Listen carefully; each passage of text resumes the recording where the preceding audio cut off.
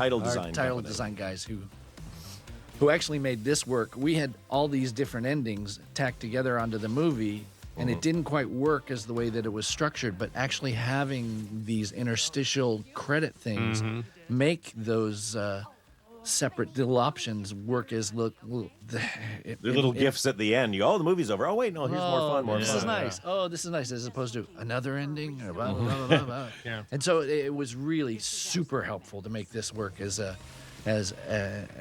moment. And then I didn't even bring it up originally, but Jeff Sage recreated the actual firehouse from Ghostbusters '84. It was a little bit fudged. There was several kind of references to pull from, but we did kind of recreate it essentially. It was one of those kind of. It was a last minute thing. It was a last minute thing to build it on stage like that, but it was one of those sets from the earlier films that we wanted to reference. We always wanted to reference, and we weren't sure we were going to be able to. Yeah, because originally we found a real firehouse that was in a really upscale community that was really fun, but it wasn't a worthy, replacement for the actual firehouse. Right. That's It was on The Real World. Oh, it was. It was the setting of The Real World, Boston. Hey, see, we were almost there. Different production. That would have been a different callback. Now, this was a team effort between Hawker and Hawker and Kirk, the bear trap. Yeah. Which is, it was basically just we wanted her working on a bunch of stuff, and then suddenly they came to me with like, "Hey, we designed this thing. It's a bear trap." Like, peace be with you, my friends. Go ahead and do it. Well, so we're at the end of the movie. What did we all learn? Lots. And good night. To sum up, we're sorry. That's right. Yeah, exactly. Oh, there's a little Easter egg in the this where the name on the one of the readouts is Dana Barrett and Vince Clortho. There you go. Yeah. It's only in the big wide shot of the containment unit, but there it is.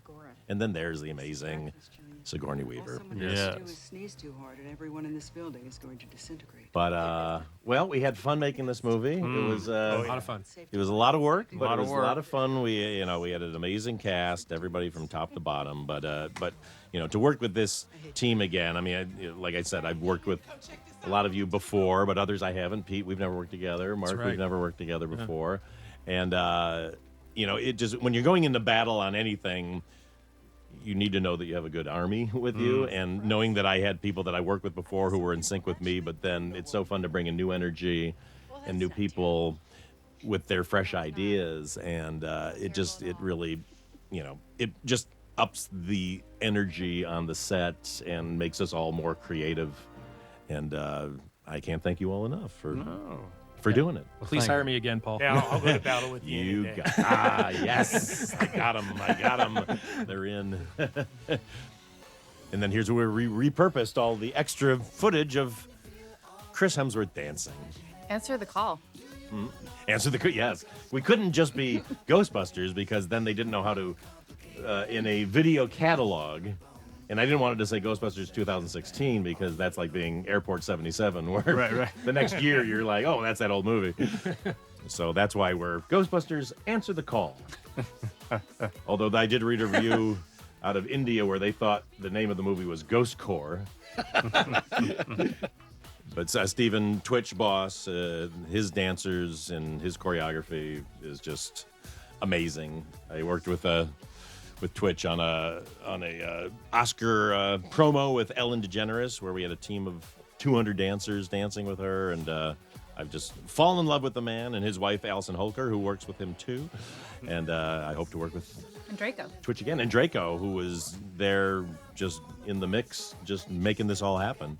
Boots on the ground, if you will, but super fun.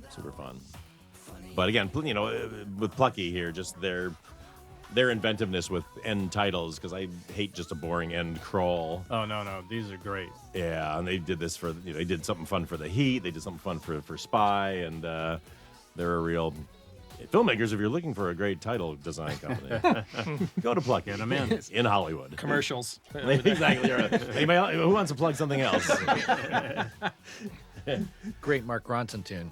Yes. Yeah. Oh, yes. Mark Ronson with Passion Pit, and no, it's fun. Well, We said it. we did it. We did it all, everyone. Live to tell. Live to tell the tale. Catering by Tomcats. Made very wonderful, wonderful food. We all Yeah. ate. We all kept the line. I'm just running on fumes now, everyone. The craft services was amazing on that show. Yes. They Yes, got it that was. bacon truck all the time. Yes. You know, So many my, names. again, my It's a hats lot off of to people. all of the people that Yeah, worked on it's a this lot of movie. artists. So much talent, so much hard work, and you know, And then people just, I mean, they commit so hardcore and they're so into it and they bring such inventiveness. And that's the fine thing, because you go like, oh, it's a big lit block of names, blah, blah, blah. But it's like, every one of those people, like you say, are these really talented. they're designers. Yeah. you know, they're Yeah. designers. They're artists, but you know, it's just again, it's a labor of love, but it's just so cool because they contribute so much to these movies. Well, that's another reason why I like to make the end credits kind of fun and visual, because I like people to sit there and actually see the names of the Yeah. people that worked Yeah. on the movies. Yeah, growing up on the East Coast, you know, it's like this is the time when you were hurrying to get to your car Yeah. to to get out of the parking Oh, lot yeah, quick totally. enough, you know. So But now you can't leave because, look, there's fun stuff to watch. yeah, much there's the, to and see, the thing yeah. at the very end. Yeah, well, that's right. See, we got a little extra scene. Yeah, No spoilers, Pete. sorry. But another shout out to Erica Weiss, our great music editor, who finds a lot of these songs or helps coordinate putting these things together and finding the tone. Yeah, it's really, really important the way, and especially in these end credit crawls and stuff, make them fun and buoyant and happy and all that. It's really super fun. But you need to talk about the mixers too, just the Oh, guys gosh. who mixed the movie. Yeah. And how much they had to wade through, and the different versions, the Atmos and the Dolby Digital, and all the different IMAX versions. They just and it's Yeah. They Mark really- and Bo, who are amazing. Yep. And to take ADR lines that are recorded a year later in a sterile room and making it sound like it actually was done in the environment it was done. It sounds like it might not be hard. It's the hardest thing in the world, and you can tell a bad ADR like nothing else in the world. sticks out like a sore thumb. Watch an old episode of Happy Days, and you'll hear suddenly it sounds like somebody's talking in the toilet for one line. You're like, where did that come from?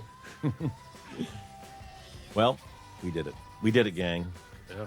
Thanks again. Thank you, audience. If you sat through this whole commentary track, you're the best.